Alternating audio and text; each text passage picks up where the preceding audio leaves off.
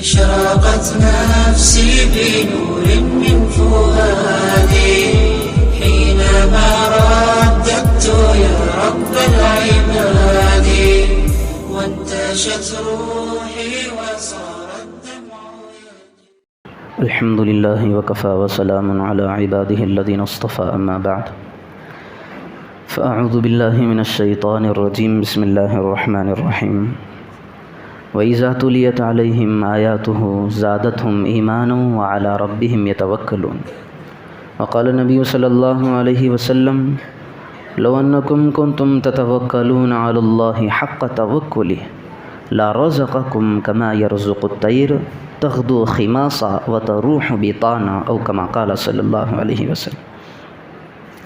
محترم دوستوں، بزرگوں، اللہ رب ذوالجلال نے اس آیت کریمہ کے اندر ایمان والوں کا ایک وصف خاص کو بیان کیا ہے.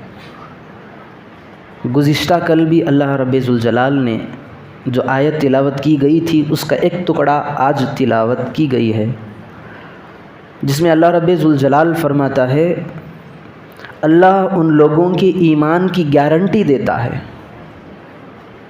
جن کے پاس خاص چیزیں ہوں.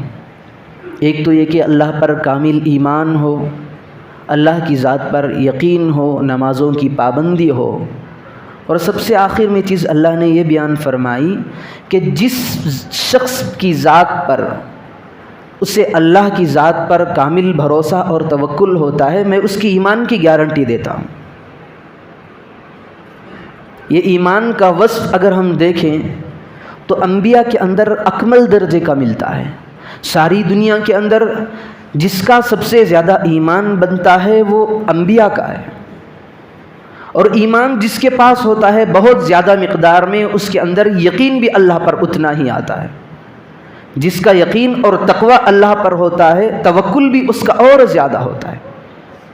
انبیاء کرام علیہم السلام کی زندگی میں دیکھیں کہ ان کے اندر ایک اعلیٰ وصف توکل کا، جس بندے کے اندر توکل کی صفت موجود ہوتی ہے اللہ رب ذوالجلال اس کے لیے راستے کھول دیتا ہے. جو بندہ تقوی اختیار کرتا ہے اس کے لیے اللہ رب ذوالجلال تنگی کے لیے راستہ نکال دیتا ہے، لیکن جس کا اللہ کی ذات پر بھروسہ اور توکل ہوتا ہے اللہ اس کے لیے کافی ہو جاتا ہے. حضرت ابراہیم علیہ السلام کی مثالیں قرآن مجید کے اندر ملتی ہیں. جب نمرود نے حضرت ابراہیم علیہ السلام کو آگ میں ڈالنے کا حکم دیا تو زمین آسمان سب چرچرانے لگے. اوپر رہنے والے فرشتے کی آنکھوں میں آنسو نکل گئے. اے اللہ ماجرا کیا ہے؟ تیرے اتنے بڑے پیغمبر، اتنے بڑے خلیل، تو نے ان کو خلیل کہا ہے، اور انبیاء تو ایک طرف ہیں، لیکن تو نے ابراہیم کو خلیل کہا. خلیل کے معنی آتے ہیں جگری دوست کے. جب انہیں آگ میں ڈالا جا رہا ہے تو حضرت جبرائیل دوڑے ہوئے آئے، ساتھ میں ایک فرشتہ اور بھی آیا، آ کر کے بیٹھ گئے، کہنے لگے ابراہیم خلیل اللہ علیہ السلام اللہ کی رحمتیں ہوں آپ پر.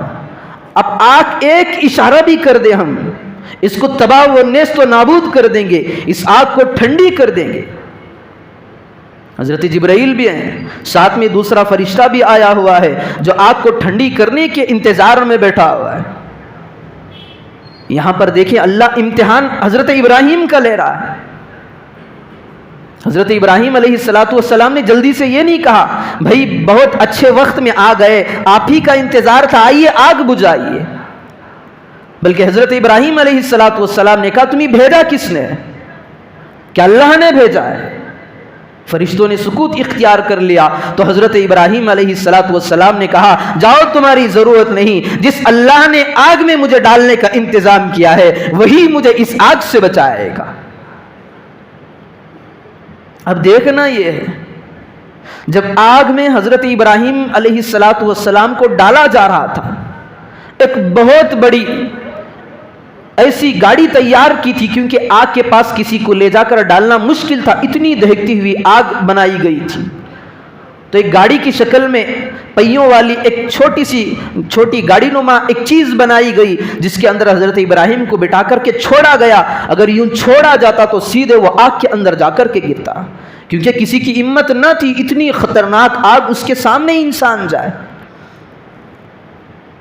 حضرت ابراہیم علیہ السلام کو اس چیئر پر بٹھایا گیا، اس ویل چیئر پر بٹھا کر کے اس کو چھوڑا گیا، اس وقت بھی حضرت ابراہیم علیہ السلام کی زبان سے ایک شکوہ نہیں نکلا، کیونکہ انہیں معلوم تھا کہ جو اللہ مجھے یہاں بھیجنے پر رضامند ہے وہی اللہ مجھے آگ میں جانے کے بعد بھی میرا اس کا انتظام فرمایا۔ جیسے ہی گاڑی ادھر سے نکلی ادھر سے اللہ کا حکم آگ پر ہو گیا، یا نار کونی بردم وسلاما علی ابراہیم۔ تو انبیاء نے دکھا دیا کہ ایمان ہو تو ایسا ہو، توکل ہو تو ایسا ہو۔ سارے انبیاء کی آپ تاریخ پڑھ لیں، ان کے واقعات کو پڑھ لیں۔ حضرت موسیٰ علیہ السلام کی باری آتی ہے،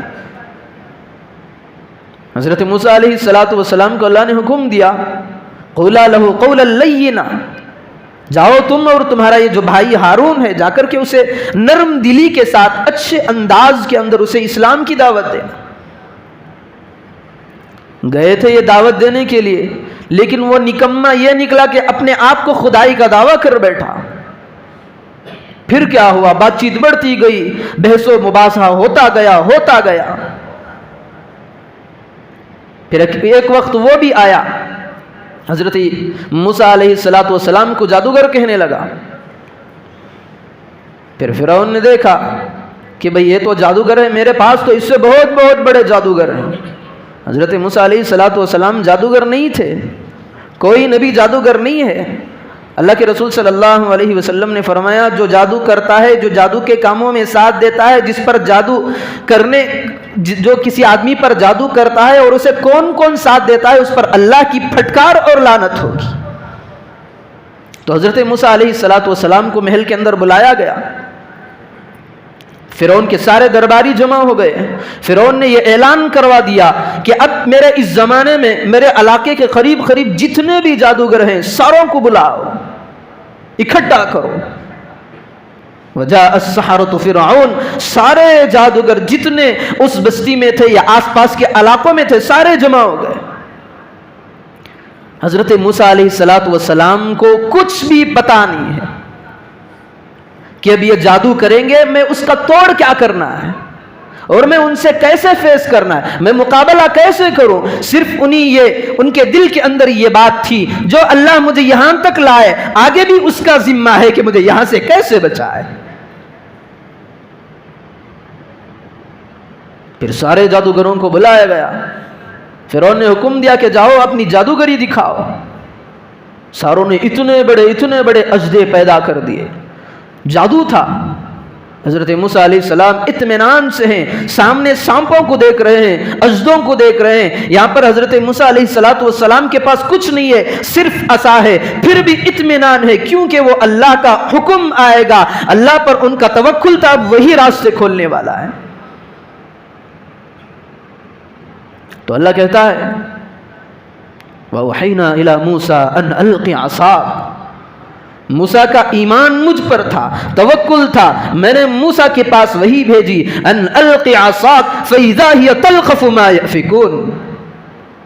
ایسا اژدھا، جو سارے اژدھے وہاں پر بیٹھے ہوئے تھے، اللہ رب ذوالجلال کے حکم سے حضرت موسیٰ علیہ السلام نے اپنے عصا اور لاٹھی کو زمین پر مارا تو اتنا بڑا اژدہا نکلا کہ جتنے بھی سارے اژدھے تھے ایک نوالے کے اندر، ایک ہی لقمے کے اندر سارے جادوگروں کی جادوگری کو ختم کر کے رکھ دیا۔ فَأُلْقِيَ السَّحَرَةُ سَاجِدِينَ، جتنے بھی وہاں پر جادوگر تھے انہوں نے دیکھا کہ یہ کوئی جادو ہو ہی نہیں سکتا، یہ تو خدائی طاقت ہے، فوراً سجدے میں گر گئے۔ پھر میرے نبی کی باری آتی ہے، جو اسلام کی پہلی جنگ تھی، باطل، کفر اور اسلام کی سب سے پہلی جنگ بدر تھی، اور مسلمانوں کی تعداد بالکل 313 کے لگ بھگ تھی، مٹھی بھر جماعت تھی، اور کفار کا لشکر کتنا تھا؟ مسلمانوں سے 3 گنا زیادہ تھا، 1000 چلر ان کا جو لشکر تھا، مجمع تھا ان کا، اتنا بڑا تھا۔ اللہ کے رسول صلی اللہ علیہ وسلم پریشان ہیں۔ پریشان کیوں؟ خود احادیث کے اندر آتا ہے، اللہ کے رسول صلی اللہ علیہ وسلم کے پاس ایک صحابی رسول آئے، آ کر کے کہنے لگے، اے اللہ کے رسول صلی اللہ علیہ وسلم، مجھے آپ بتائیں میں اللہ پر توکل کیسے کروں؟ میں اونٹ کو باندھ کر توکل کروں یا اونٹ کو کھلے چھوڑ کر کے توکل کروں؟ تو اللہ کے رسول صلی اللہ علیہ وسلم نے انہیں سمجھایا کہ دنیا دار الاسباب ہے، سبب اختیار کیا جائے، نگاہ مسبب الاسباب پر ہو۔ ہمیں بیماری لاحق ہوتی ہے، سبب یہی ہے دنیا کے اندر علاج کیا جائے، لیکن نگاہ ہماری مسبب الاسباب ہو، جو سبب کو پیدا کرنے والا ہے اس پر ہماری نگاہ ہونا چاہیے۔ یہ دل میں یہ ہونا چاہیے کہ میں علاج کراؤں گا لیکن یقینی کہ شفا اس کے اندر ہو جائے۔ ہاں شفا تو اس وقت ملے گی جب اللہ کا آرڈر اس گولی، اس ٹیبلٹس کے اندر آ جائے گا، اس انجیکشن کے اندر آ جائے گا۔ تو جنگ بدر کے واقعے کے اندر اللہ کے رسول صلی اللہ علیہ وسلم اپنے خیمے کے پاس جا رہے ہیں، سجدے میں گر رہے ہیں۔ حضرت ابو بکر رضی اللہ عنہ کہتے ہیں اللہ کے رسول صلی اللہ علیہ وسلم کی حالت کو دیکھ کر مجھے بھی رونا آ گیا، میں کنٹرول کرنا چاہتا ہوں لیکن اللہ کے رسول کی حالت مجھ سے دیکھی نہیں جا رہی تھی، اتنا رو رہے تھے۔ جبکہ مسلمانوں کے پاس نہ ہتھیار تھے، نہ کچھ چیزیں لڑائی وغیرہ کے سامان تھے ان کے پاس، کفار کے پاس کوئی چیز بچی ہوئی نہیں تھی، حتیٰ کہ کھانے پینے کے سامان سے لے کر ہتھیار سے لیس گھوڑے، جو بھی اس زمانے کی چیزیں تھی ساری کی چیزیں میسر تھی ان کے پاس۔ لیکن اللہ کے رسول صلی اللہ علیہ وسلم کو بھروسہ تھا، تو اللہ رب ذوالجلال نے اس بھروسے کی علاج رکھ کر کے آسمان سے فرشتوں کو نازل کیا۔ ایسے فرشتے اترے، بدر کا واقعہ پڑھتے ہیں تو ہمیں احساس ہوتا ہے کہ اللہ رب ذوالجلال نے جو اپنے پیارے حبیب کے لیے کمک بھیجی تھی، نصرت بھیجی تھی، کفار ایسے کاٹے جا رہے تھے کہ جیسے گاجر اور مولیاں کاٹی جا رہی تھی، فرشتے پیچھے کھڑے ہوئے تھے۔ یہ توکل انبیاء کا تھا۔ آئیں ذرا نیچے صحابہ کے اندر بھی توکل دیکھیں۔ کتابوں میں لکھا ہے، امام ابن ابی الدنیا رحمت اللہ علیہ نے اپنی کتاب میں لکھا ہے کہ جو توکل انبیاء علیہ السلام نے صحابہ کو سکھایا تھا، صحابہ کے اندر بھی وہ توکل بعینہ ہی باقی تھا۔ حضرت ابو علا حضرمی رضی اللہ عنہ ایک مرتبہ جنگ کو لے کر کے جا رہے تھے، چلتے چلتے تنگی کا زمانہ تھا، ان کے پاس جو بچا کچھ ان کے لشکر میں پانی تھے سب بچ گئے، ختم ہو گئے، کوئی چیز بچی نہیں۔ پیاس شدت کی لگ رہی ہے، نمازوں کا تقاضا ہے، پانی نہیں ہے، جانور سست ہیں، پیاسے ہیں، پانی پلانا چاہیں تو پانی کا انتظام نہیں۔ کتابوں کے اندر لکھا ہے کہ حضرت ابو علا حضرمی رضی اللہ عنہ کی زبان پر ایک عجیب دعا تھی، اس کے بہت سارے اثرات ہیں۔ کتابوں میں بھی یہ بھی لکھتا ہے کہ اگر کوئی اس دعا کو پڑھ کر کے دعا مانگتا ہے تو اللہ رب ذوالجلال فوراً قبول کر لیتا ہے۔ تو اپنے لشکر کو لے کر کے جا رہے ہیں، پانی کا انتظام نہیں ہے۔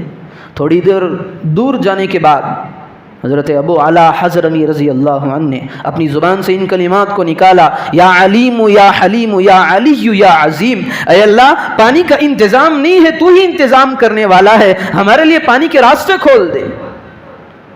اب دعا کیے تھے، چند قدم آگے نکلے تھے، تھوڑی دور نکلے تھے کہ دور سے ایک چشمہ ملتا ہوا دکھا، نظر آیا، پھر سارے لشکر کو وہاں پر جمع کیا، جمع کرنے کے بعد سیراب ہونا تھا تو پانی کو پی لیا، پھر مشکزے بھر لیے، پھر اونٹوں کو پلایا، جو سواریاں تھیں ساروں کو بلا، پھر آگے نکل گئے۔ یہاں پر توکل دیکھیں اللہ کتنی لاج رکھتا ہے اپنے بندوں کی، جس بندے کا توکل اللہ کی ذات پر ہو۔ پھر آگے چل کر یہ معلوم ہوا کہ لشکر کی کچھ سامان اس چشمے کے پاس رہ گئے۔ حضرت ابو علا حضرمی رضی اللہ عنہ نے اپنے ساتھیوں سے کہا کہ بھائی کچھ چیزیں وہاں پر چھوٹ گئی ہیں، میں لینے کے لیے جاؤں گا، تم آگے بڑھتے رہنا۔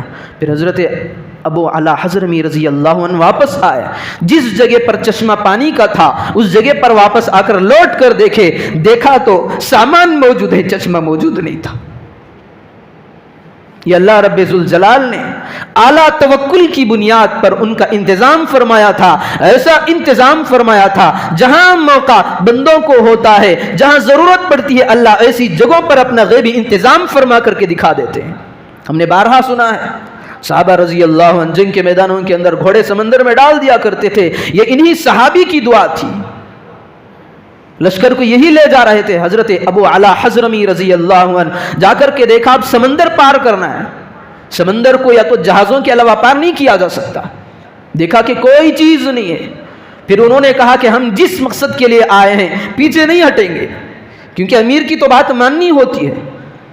پھر حضرت ابو علا حضرمی رضی اللہ عنہ نے کہا پھر وہ دعا جو ان کی خاص دعا تھی اس کو پڑھا، یا علیم یا حلیم یا علی یا عظیم، کہا اے اللہ ہم دیکھ رہے ہیں اسلام کو پھیلانے کی خاطر، تیرے دین کی خاطر ہم یہاں تک آ چکے ہیں، اب ہمیں واپس نہ بھیج۔ ہاں ہم جانتے ہیں کہ پانی کے اندر اسی وقت ہمارا عبور ہو سکتا ہے کہ جب یہاں پر سواریاں ہو، جب جہازیں ہو، اے اللہ ہم تجھ پر ایمان رکھتے ہیں، کامل یقین رکھتے ہیں، ہمارا تیری ہی ذات پر توکل ہے، اللہ ہمیں پار کرا دے۔ ساتھیوں سے کہا کہ بھائی اللہ کا نام لو، اللہ پار کرانے والا ہے، اپنے گھوڑوں کو دریا کے اندر ڈال دو۔